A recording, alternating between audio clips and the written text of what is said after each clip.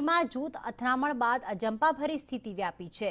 મોડી રાત્રે શાકભાજીના ઠેલાઓ પર આગ ચંપી કરવામાં આવી। પ્રેમ લગ્ન બાદ 2 દિવસથી વડાલીમાં તંત્ર માહોલ તંગ છે। પ્રેમ લગ્ન મુદ્દે બે સમાજ વચ્ચે ઉગ્ર માહોલ સર્જાયો હતો। ટોળા સામે રાયોટિંગ સહિત ગંભીર ગુનાઓ દાખલ કરવામાં આવ્યા। વડાલી શહેરમાં પોલીસનો ચુસ્ત બંદોબસ્ત પણ ખડકી દેવામાં આવ્યો છે, જ્યારે ગઈકાલે મોડી રાત્રે શાકભાજીના ઠેલા પર આગ ચંપી કરવામાં આવી હતી। 1.5 વર્ષ પહેલા કરેલા પ્રેમ લગ્ન બાદ 2 દિવસથી વડાલી શહેરમાં તંગ માહોલ છે।